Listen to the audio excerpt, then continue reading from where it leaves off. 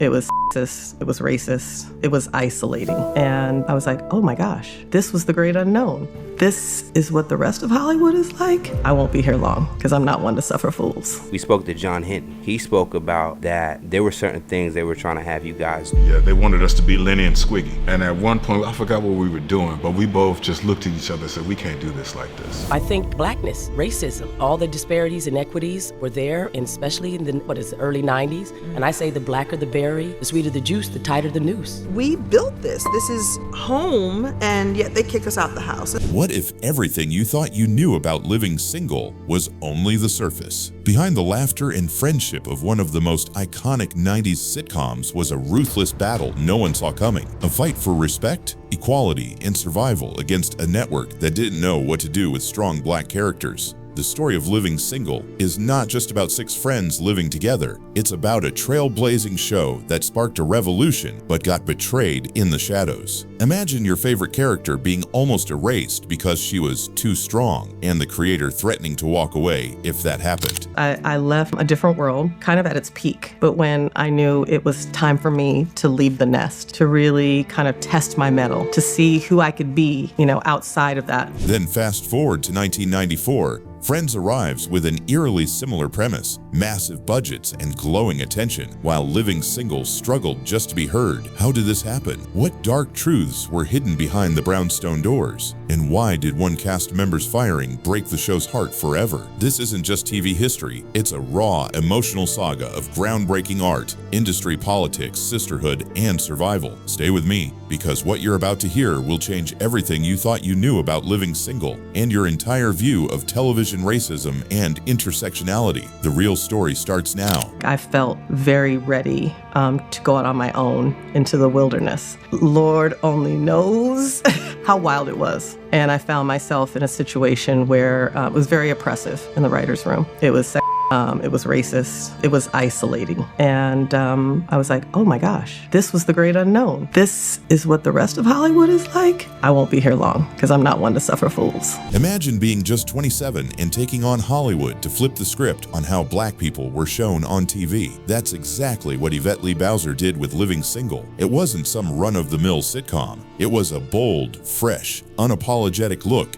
at 6 black friends living in Brooklyn, trying to build careers, friendships, and lives on their own terms. Premiering in '93, the show threw open the doors of a brownstone where ambition, humor, love, and drama collided. You had Khadijah, the ambitious magazine publisher who mirrored Bowser's own hustle, Sinclair, the funny sweetheart, Regine, the fashionista hunting for love, Maxine, the fierce lawyer who never backed down, Kyle, the slick stockbroker, and Overton, the handyman with a gentle soul. But here's the kicker. This wasn't just a fun show about friends hanging out. Bowser and her cast were locked in a battle with the network, who kept pushing to tone down these strong black characters. The pressure was real. Bowser refused to compromise and fought tooth and nail to keep the show's original spark alive. This was more than TV. It was a revolution, and it was just getting started. I heard a rumor, which I think could be true, which is that Living Single was a jumping off point for another huge sitcom on NBC, right? Yes, Friends. Yeah. You know that effortless vibe when friends just click.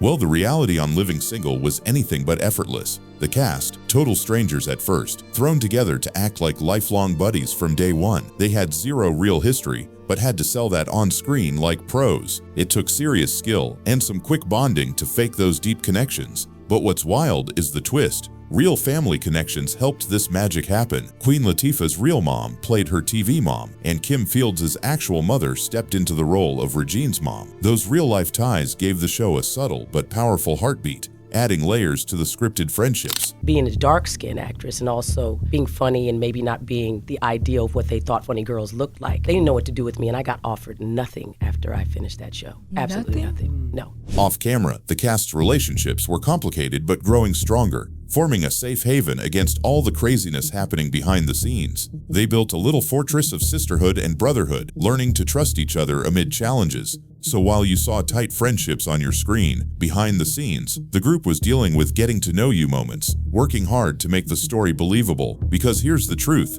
authenticity wasn't just written in the script, it had to be earned every single day. And that earned trust kept the show alive, even when things got rough off camera. Here's where the story takes a sharp turn. It was interesting because when Living Single came out, shortly thereafter, Warren Littlefield, who was president of NBC, they asked him if he could have any show on television, any of the new shows, which one would it be? And he said Living Single. It was in the newspaper, and the next thing you know, here comes Friends. Just 1 year after Living Single hit the screens, NBC launched Friends, a show with a suspiciously similar setup. 6 friends navigating life in a big city. It didn't take long for people to notice that Friends had lifted more than just the concept. The vibe, the character dynamics, even some story beats looked way too close for coincidence. And it wasn't just fans talking. Queen Latifah and Kim Coles openly said the NBC president once wished he had Living Single for his network. All these shows that help build that network. And was that frustrating? You know what's funny is I didn't think about it at that time. It was later on you go like, wait a minute, we built this. This is home, and yet they kick us out the house. Before quietly birthing Friends. The painful truth, while Friends cashed in on massive budgets, sky-high marketing, and worldwide fandom, Living Single struggled for basics, smaller paychecks, leaner resources, and way less promotion, despite being produced on the very same studio lot. The cast members felt used, like trailblazers whose path was bulldozed, only to build a superhighway for someone else to cruise in luxury. The industry played a cold game, favoring a show with a white ensemble, while sidelining the black pioneers who'd already done it first. This wasn't just about shows, it was about a system plugged into bias, tipping the scales against Living Single at every turn. And yet, despite the shadow looming large, the fight for respect and acknowledgement was just heating up. Unfortunately, right alongside people like Cecily Tyson and all these other people would never won anything for the work that they had done. And I think blackness, racism, all the disparities, inequities were there, and especially in the early 90s. And I say the blacker the berry, the sweeter the juice, the tighter the noose. And that's real. So it's tough. And so I'm very gratified. Behind the jokes and clapping, the network was dropping bombs. Kim Coles, the hilarious Sinclair, wasn't just battling scripts, but a relentless assault on her body. The message, lose weight, or the writers would start making fat jokes aimed right at her. Can you imagine being told you're only as good as your waistline, with your character turned into a walking punchline if you don't conform? But this cast wasn't about to be pushed around. Queen Latifah and Erica Alexander stepped up like a shield wall, declaring fat jokes off limits. No way were they letting the network hand them that humiliation. The dressing rooms weren't just spaces to change, they became battle zones for body positivity and sisterhood. These women stripped away Hollywood's narrow beauty ideals, applauding one another's strength and curves. It was a beautiful time. I love everybody. Some things happened. I just said, like I told him the last time, things happened on the show. But we good though. It was a beautiful family. They refused to shrink or hide to fit someone else's mold. This wasn't just about looks. It was about demanding respect, about black women standing fierce against an industry that loved to box them in and belittle them. That fight, unseen by viewers, added fire to Living Single's spirit, proving this show was much bigger than entertainment. It was revolution wrapped in laughter. Then came the heartbreak no one saw coming. T.C. Carson, the smooth-talking Kyle, wasn't just a character, he was the heartbeat of the show's chemistry. But when he started speaking up, calling out the shady treatment and blatant favoritism Living Single was receiving compared to Friends, the network pushed back hard. We spoke to John Hinton. He spoke about that there were certain things they were trying to have you guys. Yeah, they wanted us to be Lenny and Squiggy. And at one point, I forgot what we were doing, but we both just looked at each other and said, we can't do this like this. And we basically went to them and said, look, we know what you're trying to do, but you cannot put 2 buffoonish black men against 4 strong black women. You can't do that. Labeled as having an ego problem, Carson was blindsided by a cold firing. No warning, no respect. One episode he's there, the next he's gone, written off to London with barely a goodbye. I was surprised that, and I never thought about it, but you ultimately left the show prematurely. No, I got fired. The cast was shattered, especially Erica Alexander, who played Maxine. In their podcast reunion years later, she tearfully admitted, "I didn't even know how to be Max without you. It felt like my soul was ripped out." The spark that made Living Single work? Broken. New characters tried to fill the gap, but the chemistry was never the same. The show's energy dipped, and fans felt it too. Behind the scenes, resentment brewed as the cast grappled with betrayal. This firing wasn't just a job loss, it was a silencing of one of the strongest voices fighting for the show's integrity. And once Carson was gone, the slow unraveling had officially begun. After all the battles, breakups, and heartbreaks, the cast of Living Single didn't just fade away, they rose. Queen Latifah took that fire and turned it into a Hollywood takeover, becoming a powerhouse executive producer and leading lady. She flipped the script again, making sure black women got roles that mattered, not just filler. Kim Fields shifted gears, trading sitcoms for directing and launching new projects that let her grow beyond the typecast. It was tough at first after Living Single. It was tough, and it was tough for me because I went through a depression because I wasn't going to school every day with my friends. I wasn't going to work every day. And because I left and had an even better experience and made even more money. Kim Coles didn't just survive the industry's harsh whispers. She became a motivational speaker and author, sharing her story to lift others up. Erica Alexander took Maxine's fierce spirit and spun it into activism and entrepreneurship, producing stories from unheard voices and starring in critically acclaimed films and shows. Even after his painful firing, T.C. Carson reinvented himself as a top voice actor and a jazz artist, proving there's always a second act waiting. John Hinton, who survived a devastating accident, returned to his first love, stand-up comedy, holding on to laughter as his lifeline. Their lives after the brownstone are proof that Living Single was more than just a show. It was a launchpad for lasting impact, resilience, and a legacy that burns brighter than any spotlight ever could. Living Single wasn't just another show. It was a cultural earthquake that changed the way black lives were seen on TV. Its impact didn't fade with the final episode. It only grew stronger. For decades, the series has been a blueprint, inspiring everything from Friends to Insecure. What made it so powerful was how deeply it connected. These weren't just characters. They were reflections of real people's lives, struggles, and triumphs. It broke stereotypes, celebrated complex black women and men, and dared to show love, friendship, and ambition through an unapologetically fresh lens. The cast's off-screen bond mirrored their on-screen magic, creating a rare authenticity that audiences still crave. Living Single was such a tremendous experience.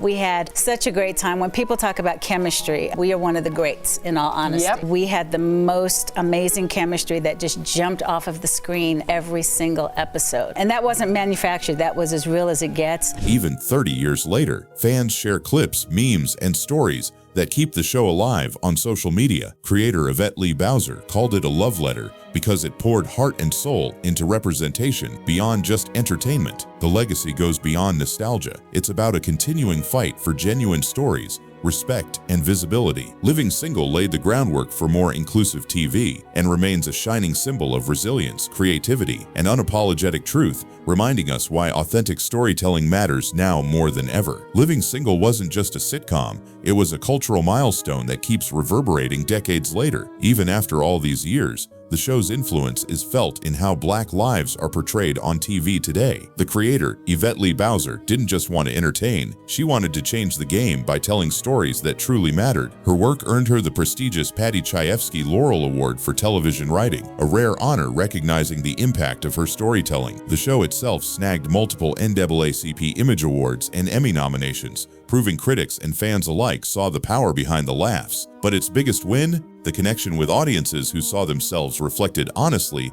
and unapologetically in its characters. It still is to this day. We were all and continue to be fans of each other's work. And you know, when you're in it, you don't realize, oh, we're doing something groundbreaking. You really are just excited to go to work and do really great work and breathe life into extraordinary characters. And the cast, they still stay tight, often chatting and reminiscing, proof of the real bonds forged behind the scenes. Streaming platforms keep introducing new generations to the Brownstone crew, making sure the legacy continues. This isn't just nostalgia, it's the foundation of modern black TV, a blueprint that inspired countless shows and will continue to inspire. So when you watch Living Single today, you're not just watching a funny show, you're witnessing a legacy of resilience, realness, and revolution that's still lighting the way. So there you have it, the untold battle, the silent victories, and the unbreakable spirit behind Living Single. This show wasn't just TV, it was a declaration, a revolution wrapped in friendship, laughter, and sheer resilience. The struggles the cast faced, the industry biases they tore down, and the legacy they built continue to echo in every black story told on screen today. If you thought this was eye-opening, wait till you dive deeper with us. At Black Spotlight, we peel back the layers of history's greatest stories and unsung legends, shining a light where it's been long overdue. Don't forget to hit that subscribe button because the next reveal will leave you speechless. Thanks for watching, and remember, sometimes the greatest stories are the ones hidden in plain sight. Stay curious, stay bold, and until next time, this is Black Spotlight signing off.